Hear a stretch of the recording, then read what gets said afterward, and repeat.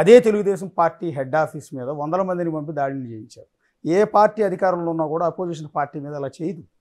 తద్వారా అపోజిషన్ పార్టీకి sympathy gain అవుతుంది. రెండోది, అదే అపోజిషన్ నాయకుడి ఇంటి మీదకి పదుల సంఖ్యలో కారులతో జనాన్ని ఇచ్చి పంపించి ఇంటి ముందు గొడవ చేయించారు.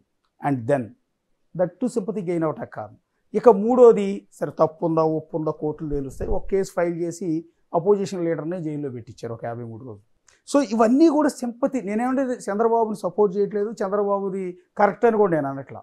ఏవో ఇవన్నీ కూడా సింపతి. మీరు చెప్పిన 3 సందర్భాలలో కూడా ప్రతిపక్షాలను ఏకం చేయడానికి ఉపయోగపడినాయి.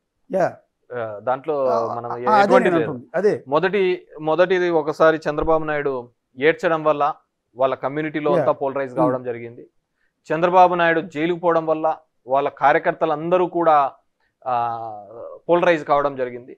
పవన్ కళ్యాణ్ని హ్యాండ్లింగ్ చేసిన మిస్ హ్యాండ్లింగ్ వల్ల వాళ్ళ కమ్యూనిటీ మొత్తము కూడా వాళ్ళ ఫాలోవర్స్ అందరూ కూడా ఏకదాటి మీదుగా దట్స్ వి డిడ్ మిస్టేక్. అంటే కొన్ని రాజకీయాల్లో కొన్ని మనం చేసిన మిస్ హ్యాండ్లింగ్, ఒక సిచ్యువేషన్ని హ్యాండిల్ చేసే దాంట్లో తప్పుగా హ్యాండిల్ చేయడం వల్లే ఇవన్నీ కూడా పోలరైజ్ అయినాయి. దాంట్లో ఎటువంటి ఇది ఏం లేదు. కొద్దిగా సెన్సిబిలిటీగా ఆలోచించింటే ఇంత తప్పిదాలు జరిగేది కాదు. సో అరెస్టు దానికి సంబంధించినది సరే, ఒకవేళ ఆ సందర్భం దాటుకొని ఒక 6 నెలల తర్వాత అయినా తిరిగి గవర్నమెంట్లోకి వచ్చిన తర్వాత అయినా చేసి ఉండొచ్చు, దానికి ఏమవుతుంది. సో ఎలక్షన్స్ 8 నెలలు 6 నెలల ముందు ఉన్నప్పుడు చేయడం అనేది నిజంగా అంటే ఇట్స్ బూమ్రాంగ్, మాకు బూమ్రాంగ్ అయింది. దానివల్ల కూడా ఆ 11 వచ్చిన దానిలో అది కూడా ఒక కారణంగానే చెప్పుకోవచ్చు. అంటే ఇందాక నేను అన్నది అదే అండి, అవతలి వారికి సింపతి గెయిన్ అవుతుంది అనుకుంటే అలాంటి కార్యక్రమాలు ఏ అధికారంలో ఉన్న ఏ ముఖ్యమంత్రి కూడా చేయడు. పార్టీ ఆఫీసుల మీద అటాక్ చేయటం, ఇంటి మీద అటాక్ చేయటం, అరెస్టులు చేయటం. ఇప్పుడు స్టిల్ చంద్రబాబు నాయుడు సీఎం 7 నెలలు అయింది. మీ పార్టీ నేతలను ఏ సోషల్ మీడియాలో పోస్టులు పెట్టారని 2-3 నందిగాం సురేష్ లాంటి వాళ్ళని అరెస్ట్ చేశారు తప్ప మిగిలిన వాళ్ళని ఎందుకు అరెస్ట్ చేయటం లేదు, వీళ్ళు అలా చేశారు ఇలా చేశారని పార్టీ కార్యకర్తలు అంతా తిరగబడుతున్నా కూడా చంద్రబాబు నాయుడు ఆ పని చేయట్లేదు. ఎందుకంటే మీకు సింపతి రాకూడదండి. పార్టీ మీద ఆఫీసుల మీద దాడి కానీ ఇళ్ళ మీదకి దాడులు చేయడం అనేది ఎప్పటికైనా కానీ తప్పే, దాంట్లో ఇంకా వేరేదండి. నేను అనుకుంటు కానీ మా చిన్నాన్న సంఘటన తాడిపత్రిలో జరిగినప్పుడు కూడా మా చిన్నాన్నతో చెప్పిన ఇట్స్ వెరీ రాంగ్ ఇండికేషన్స్. డెమోక్రసీలో మనము ఫైట్ చేయాలా, మాట్లాడాలా, మాట కాకపోతే లేకుంటే ఇంకో విధంగా మనం ఇది తీసుకోవాలి. ఇండ్ల మీదకి అనేది కానీ పార్టీ ఆఫీసుల మీదకి పోవడం అనేది చాలా తప్పిదమైన అంశం. సరే ఆ రోజు అది ఏ విధంగా ప్రొవోకేషన్స్ చేసినా ఇంకోటి చేసినా ఇట్స్ వెరీ రాంగ్. ఆఫీసుల మీద పోవడం అనేది తప్పదు. మిమ్మల్ని ఎంతైనా రెచ్చగొట్టచ్చు, కానీ అది కావాలంటే నువ్వు అతని మీద తీసుకోగాని ఒక ఇన్స్టిట్యూట్ మీద నువ్వు అలా పోయినావు అంటే నువ్వు ఒక బ్యాడ్ కల్చర్ని నేర్పిస్తున్నట్టు, తప్పుడు విధానాన్ని నేర్పిస్తున్నట్టు, అది పద్ధతి తప్పు. నేను నా వీడియోస్లో కూడా నేను చెప్పాను. అంటే ఇది పార్టీ నిర్ణయాలండి లేకపోతే ఓన్లీ ఇండివిజువల్గా సీఎం గారు అప్పుడు జగన్ గారు తీసుకున్న నిర్ణయాలా? జగన్ గారు ఎందుకు చెప్తారు, అప్పుడు అన్న సందర్భంలో ఎవడో ఎమోషనల్ అయింటాడు, ఏదో మనం ఇలా చేస్తే జగన్మోహన్ రెడ్డిని ఇంప్రెస్ చేయొచ్చు అని అనుకుంటారు, ఇంప్రెస్ చేయాలనే కార్యక్రమంలో చేస్తుంటారు. అంటే ఇప్పుడు కొన్ని ఇవాళ రేపు రాజకీయం అస్సలు తెలియని వ్యక్తులను అడిగినా కూడా కొన్ని ఈ పనులు చేయకూడదని చెప్తారు. అందులో ఒకటి రాజకీయ నాయకుల కంటే కూడా జనాలకు పబ్లిక్కే బాగా ఉంది. అలాంటి సందర్భంలో అప్పటికి 3 సార్లు సీఎంగా పనిచేసిన వ్యక్తి చంద్రబాబు నాయుడు. ఆయన సతీమణి మాజీ ముఖ్యమంత్రి, సినీ నటుడు, ఆయన ఎన్టీఆర్ గారి కుమార్తె. ఆమెకు ఒక పెద్ద లెగసీ ఉంది, ఫ్యామిలీ బ్యాక్గ్రౌండ్ ఉంది. అలాంటి మహిళని ఎంత దారుణంగా కించపరుస్తూ అసెంబ్లీలో కామెంట్ చేశారు, బయట ప్రెస్ మీట్లు పెట్టి కామెంట్ చేశారు. దీన్ని ఖండించకపోగా ప్రోత్సహించడం కూడా మీ పార్టీకి డ్యామేజ్ అవ్వాలి. డెఫినెట్గా ఒక లెగసీ ఉన్న కుటుంబం ఏ మహిళను కూడా ఆ విధంగా మాట్లాడడం తప్పే, మాట్లాడి ఉంటే. కానీ నేను ఆ రోజు అసెంబ్లీలో నేనైతే లేను, కానీ అసెంబ్లీలో మాట్లాడినారు అనే దానిలకు లేకుంటే చంద్రబాబు బయటకు వెళ్ళిన సందర్భంలో అయితే దాని గురించి వెళ్ళలేదు. తర్వాత అతను ప్రెస్ మీట్ పెట్టినప్పుడు దాన్ని చూపించడం జరిగింది, ఈ విధంగా చేసినాడని బాధపడుతూ వీడియోస్ రావడం జరిగింది తప్ప అంతకుముందు అసెంబ్లీలో ఉన్నంత టైంలో మాత్రం ఆ విధంగా అయితే బయటికి పోలేదు. సరే అతను అక్కడ బయటికి పోయినాక ఆ విధంగా బాధపడినాడా లేదా అని, కానీ దాని తర్వాత సందర్భంలో కూడా అలాంటివి కన్నా జరిగి ఉంటే, అలాంటివి మాట్లాడి ఉంటే ఖచ్చితంగా తప్పిదమే అని కూడా చెప్పి ఉంటే బాగుండేది. అది జరగలేదు. సో దాన్ని ఏ విధంగా చూపించారంటే ఓవరాల్గా కూడా వీళ్ళంతా ఒక రాక్షసులుగా అతన్ని హరాస్ చేస్తున్నారు, ముసలోని పట్టుకొని ఏందయ్యా ఇంతగా ఇబ్బంది పెడుతున్నారు అనే ఫీలింగ్ చంద్రబాబు నాయుడు బాగా ఎస్టాబ్లిష్ చేయగలిగాడు. చంద్రబాబు నాయుడు కూడా చాలా తెలివిగా అసెంబ్లీలో కూడా ఎవరు ఉన్నప్పుడు అవతల వాళ్ళు ఎంతగా తిడుతున్నా అగ్రెసివ్గా మాట్లాడుతున్నా కానీ ఆయన చాలా ఓపికగా ఉన్నాడు. ఎందుకంటే ఆయనకు తెలుసు నన్ను ఇదే అస్త్రం మీద నేను మళ్ళీ వెళ్ళగలుగుతాను ఎలక్షన్లకు అని చెప్పేసి అంతే ఒక స్ట్రాటజీగా చూడే బాబుని ఎట్లా తిడుతున్నారు, చూడే బాబుని ఎట్లా తిడుతున్నాడు అనే ఒక స్ట్రాటజీగా చూపించాలనే ఒక ప్రయత్నం చేయాలని చేసినాడు. తెలుగు రాష్ట్రాల్లో ఒక బ్యాడ్ కల్చర్ వచ్చింది. మహిళ లేదు, ఎవరు లేదు, ఎవరికి పడితే వాళ్ళు ఇష్టానుసారం మాట్లాడడము, ఇష్టానుసారం మీమ్స్ చేయడము, పోస్ట్స్ పెట్టడము. అది ఎలా తయారైందంటే సరే అవతలోడు చేస్తున్నాడు మనం చేస్తున్నాము అంటే అవతలోనికి పనికి మాలినోడని మనం పనికి మాలినోళ్ళం కాలేం కదా. సో అది దానికి ఎక్కడో చోట కట్ కావాలి, సిద్ధాంతపరంగా ఒక తీసుకోవాలా. ఇప్పుడు ఎట్లా తయారైందంటే సోషల్ మీడియా వచ్చిన తర్వాత ఎవరు మటుకు వాళ్ళు ఇష్టానుసారం పెట్టడము, దానికి ప్రమోట్ చేయడము, వివిధ గ్రూప్స్లలో వేయడము, క్యారెక్టర్ అసాసియేషన్. ఇంతకుముందు భౌతికంగా చంపేవాళ్ళు ఇప్పుడు క్యారెక్టర్తో చంపుతున్నారు. ఆ క్యారెక్టర్తో అంటే భౌతికంగా చచ్చినా పెద్ద ఏముండదు కానీ క్యారెక్టర్ చచ్చిన తర్వాత మనం ఏం చేసేకి ఉండదు. సొంత పార్టీ ఎమ్మెల్యే రఘురామకృష్ణరాజు సరే మీ పార్టీ మీద తిరుగుబాటు చేసి ఉండొచ్చు, అవతల పార్టీ వాళ్ళతో కలిసి ఉండొచ్చు, అలాంటి వ్యక్తిని అరెస్ట్ చేయించి కొట్టించడం అనేది ఇవన్నీ ఎలక్షన్స్ మీద తీవ్రమైన ప్రభావాన్ని చూపించిన అంశాలు కదా. అంటే రఘురామకృష్ణరాజు గారిని సరే ఇప్పుడు ఏదో అది ఇంకా ఎస్టాబ్లిష్ కాలేదు అతను కొట్టినారు అని చెప్పేసి నాకు తెలిసి ఒక జ్యుడిషియల్ కస్టడీలోకి తీసుకున్న తర్వాత పోలీస్ రిమాండ్లోకి తీసుకోవాలనుకున్నప్పుడు ఒక ఎంపీ స్థాయి వ్యక్తిని నేను ఆ విధంగా కొట్టింటారైతే నేను ఒప్పుకోవటం లేదు. ఇప్పుడున్న స్థానంలో ఎవరైనా కానీ ఆ విధంగా చేసి ఉంటే మామూలు సామాన్యమైన మీద కట్టినా కానీ ప్రైవేట్ కేసులో లాడ్జ్ చేస్తున్నారు. సో కానీ మేబీ దాన్ని ఎక్కువగా అతను ఎస్టాబ్లిష్ చేయగలిగినాడేమో నేను అనుకుంటున్నాను. కానీ ఒక ఎంపీగా ఉండి అతన్ని తీసుకొని వచ్చి ఆ విధమైన చిత్రహింసలు పెట్టింటారు అని అయితే నేను నమ్మటం లేదు. So let it be. ఇప్పుడు జరుగుతోంది కదా ఇన్వెస్టిగేషన్. ఎందుకంటే ఒక సామాన్యుని కొట్టాలి ఒకటి చెయ్యాలి అన్నా కానీ డెఫినెట్గా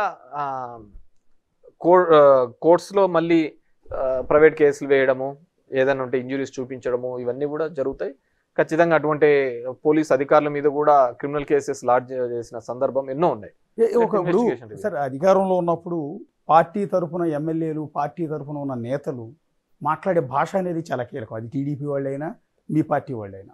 సో అది వైఎస్ఆర్ కాంగ్రెస్ పార్టీలో ఆ విపరీతమైన ఫ్రీడమ్ ఎక్కువైపోయిందేమో అనిపిస్తుంది కదా. ఇష్టం వచ్చినట్టు ఆ రోజు ఉన్న పవన్ కళ్యాణ్ను, చంద్రబాబును, పార్టీ లీడర్ని, మంత్రులుగా పనిచేస్తున్న వాళ్ళు కూడా బూతులు మాట్లాడటం, తిట్టడం, ఇదంతా జనాల్లోకి పార్టీ అంటే నెగిటివ్గా పోలేదా? దాన్ని కంట్రోల్ చేసే ప్రయత్నం ఎందుకు చేయలేదు అని? తిట్టమని ఏమి అధినాయకత్వం ఏమి ఆ విధంగా చెప్పింటది నేను అనుకోవటం లేదు. కానీ టు ఇంప్రెస్ ఆ విధంగా మాట్లాడే ఇప్పుడు నేను అంటారండి అందరూ కొడాలి నాని గారు ఆ విధంగా ఇష్టానుసారం కొడాలి నాని అమ్మ మొగుడా అనేది వాడుతుంటాడు. కొద్ది కఠినమైన భాషలో మాట్లాడుతుంటాడు కానీ లాజిక్గా చెప్తూ ఉంటాడు. కానీ మాట్లాడే భాషలో నువ్వు ఎంత యారగెంట్గా ఎంత కఠినంగా మాట్లాడతాను. అవతలోడు మాట్లాడినా నువ్వు మాట్లాడడం కూడా తప్పే. సరే ఎవరో ఇంప్రెస్ అవుతారని చెప్పేసి వీళ్ళు కూడా మాట్లాడు. ఇవన్నీ డెఫినెట్గా ఇట్స్ ఎ కౌంట్ అండి. ఇప్పుడు మనం చేస్తున్న దానిలలో యాంటీ ఇన్కంబెన్సీ అక్యుములేట్ అవుతా పోతున్న దానిలో ఇలాంటి ఒక్కోటి అవన్నిటినీ కూడా జత కలుపుతా పోతుంటాయి. అవతల వాడు మాట్లాడుతున్నప్పుడు కూడా ఓహో దీనివల్లనే చేసింటారు, దీనివల్లనే అయ్యి ఉంటుంది అని చెప్పేసి అనుకుంటున్నాను.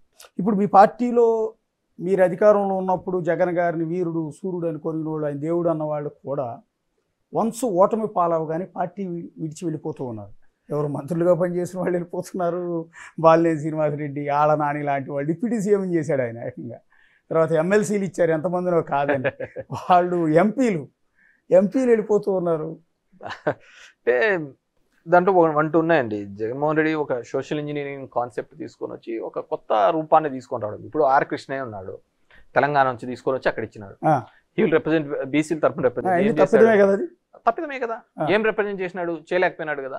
సో అట్లా వెళ్ళిన వాళ్ళకు దాంట్లో ఒకరిని అనేక లేదు, పెట్టేకి లేదు. సో నేనేమంటానంటే సిచ్యువేషన్ ఎప్పుడైతే నువ్వు టఫ్గా ఉంటుందో అప్పుడు ఎవడైతే నిలబడతాడో వాడు నాయకుడిగా ఎదుగుతాడు.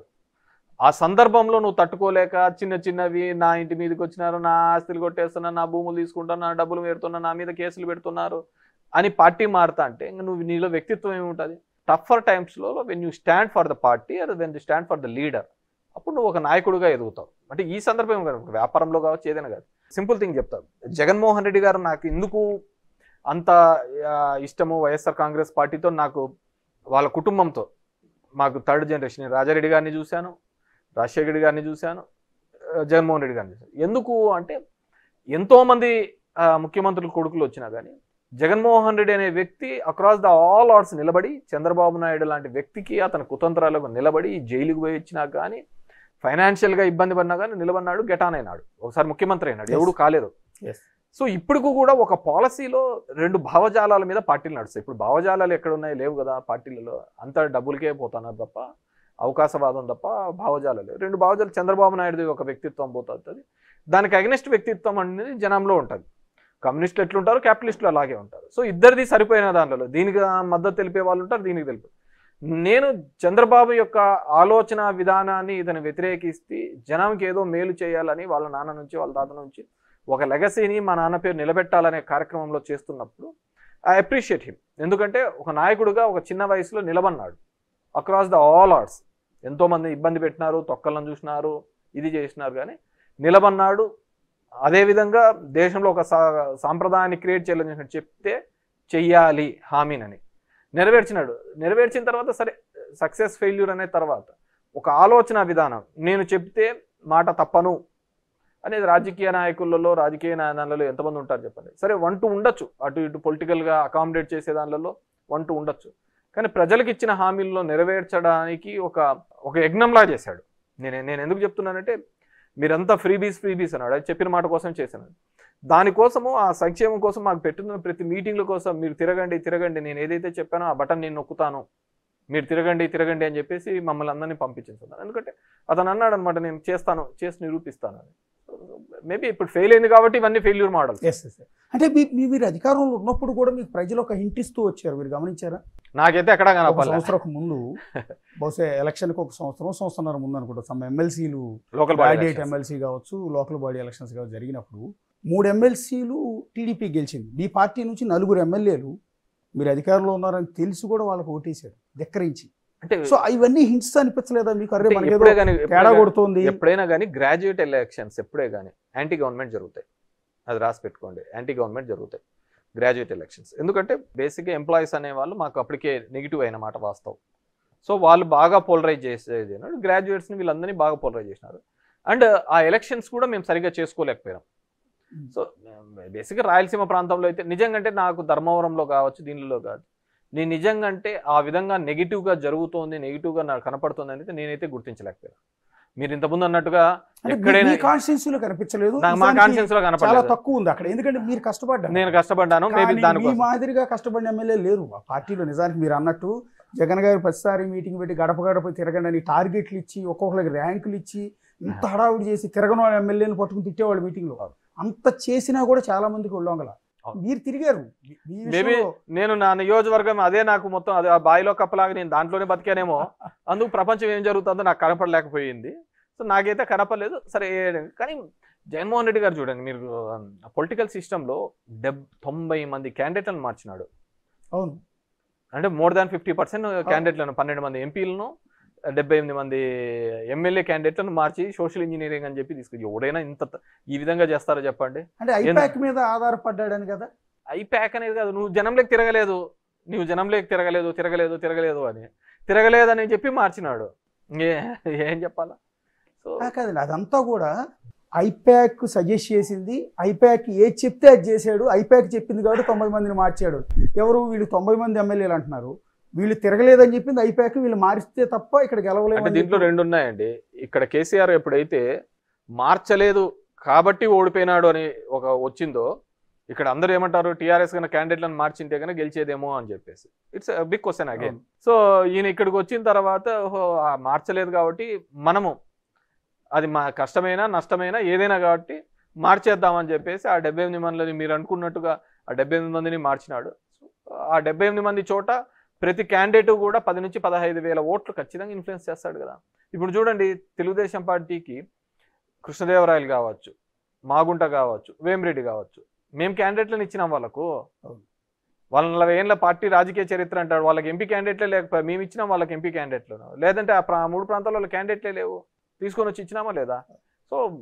So that's a mistake. మనము ఆ 78 మంది మార్చడంతో ఒక్కొరు ఖచ్చితంగా 10-15 వేల ఓట్లు ఇన్ఫ్లుయెన్స్ చేసింటారు. అది చాలు కదా గెలుపోవటంకి 1% 2% చాలు. సో అట్లా తీసుకొని పోయి చేసిన సందర్భం. ఎలక్షన్ ముందు కొంతమంది వెళ్ళిపోయారు నాయకులు, ఎన్నికల ఓటమి తర్వాత కూడా ఇప్పటికీ చాలామంది జగన్మోహన్ రెడ్డిని తిట్టి ఆ పార్టీ నుంచి బయటకు వచ్చేస్తున్నారు.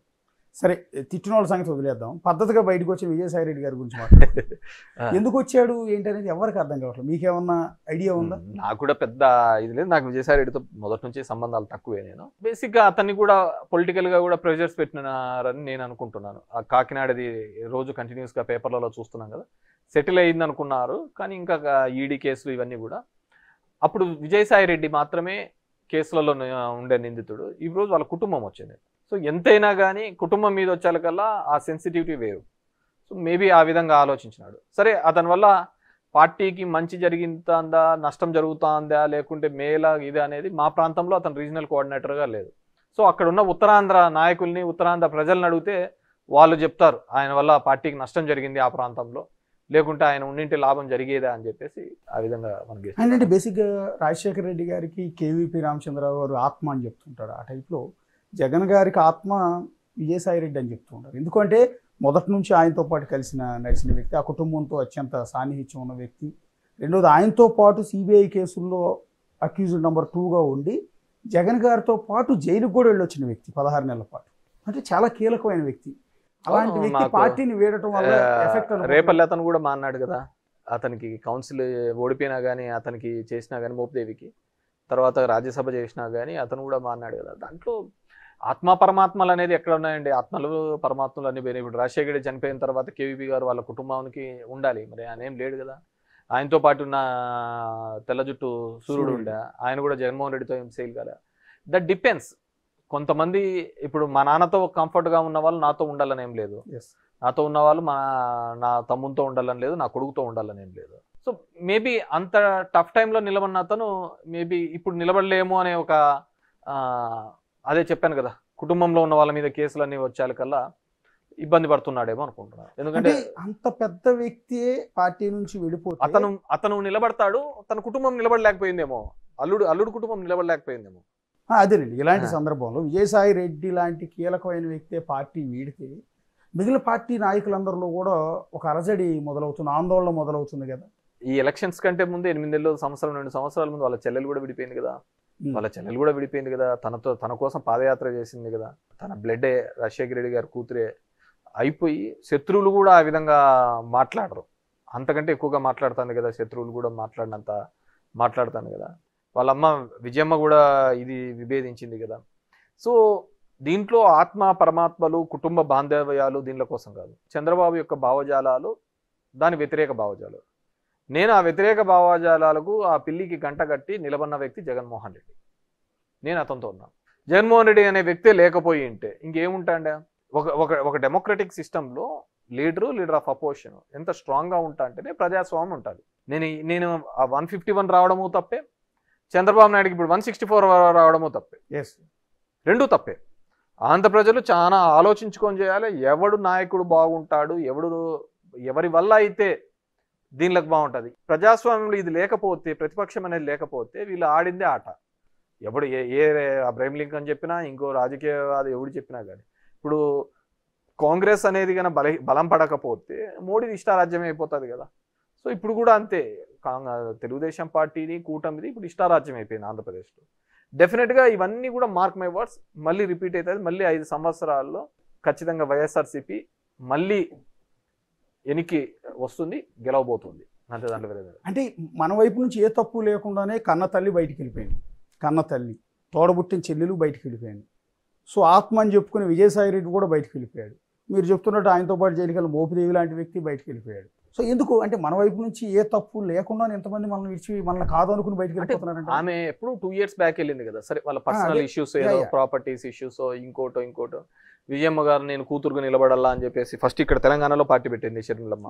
మళ్ళీ ఎందుకు వచ్చిందో అక్కడికి తెలియదు. సో వచ్చినప్పటి నుంచి వాళ్ళు ప్రతిపక్షాలని టార్గెట్ ఏం చేసుకోలేదు. జగన్మోహన్ రెడ్డి అంటే వాళ్ళు ఏదో cinema the greatest wars are with the closest people అని చెప్పేసి పెద్ద యుద్ధాలన్నీ దగ్గర మనం చూసుకున్న కురుక్షేత్రం కూడా దాయాదులతోనే జరిగింది తప్ప వేరే వాళ్ళతో కాదనమాట. సో ఇది కూడా అలాంటిదే. సరే, మేబీ ఒక్కొక్క రీజనింగ్ ఉండొచ్చు. ఒక్కొరికి ఒక రీజనింగ్ ఉండొచ్చు, నేను అంత డెప్త్గా మనకు తెలియదు. కానీ సో నేను ఒకటే ఆలోచించినది, ఇంతకుముందు చెప్పినట్టు చంద్రబాబుకు ఒక అగనెస్ట్ ఒక లీడర్ నిలబడాలి, ఒక దమ్మున్నోడు డెఫినెట్గా వీళ్ళని ఛాలెంజ్ చేసి నిలబడతాడు అనే వ్యక్తి. ఇప్పుడు నేను సింపుల్ థింగ్ చెప్తాను, తెలంగాణలో కూడా చూడండి, రేవంత్ ఎందుకు అంత క్రేజ్, మాస్ ఫాలోయింగ్, అంతగా జనాలు ఎందుకు వచ్చినారు? He is a non compromisable leader with KCR. మిగతా వాళ్ళతో కాంప్రమైజ్ కావచ్చేమో, కానీ కేసీఆర్కి ధీటుగా నిలబడి వీళ్ళకు కోసం పోరాడే వ్యక్తి ఎవరైనా ఉన్నారు అంటే అది రేవంత్ అని ఎస్టాబ్లిష్ చేసుకోగలిగినాడు. బికాజ్ ఏం చేసినాడు, కేసీఆర్ చాలా మందిని ఆ విధంగా ఎస్టాబ్లిష్ కావాలనుకున్న లీడర్లు అందరినీ కూడా తన మాటలతోనో దీనిలతోనో తొక్కిపడేసినాడు. జానారెడ్డి గారు కనపనాక, జానారెడ్డి గారు నేను మంచి మిత్రులు, నేను వాళ్ళ ఇంటికి భోజనానికి పోవాలనుకున్నాను, ఈ విధంగా ఉండాలనుకుంటున్నాను అనాలకల్లా జనాలకు కూడా ఇదేందా జానారెడ్డి వీళ్ళిద్దరు ఏదో కుమ్మక్కైనట్టున్నారే అని చెప్పేసి. అదే రేవంత్ అనే వ్యక్తిని ఆ విధంగా మాట్లాడలేడు. రేవంత్ను కూడా ఆ విధమైన ఫైట్ ఇచ్చినాడు కాబట్టి యాంటీ ఇన్కంబెన్సీ మీద ఎస్టాబ్లిష్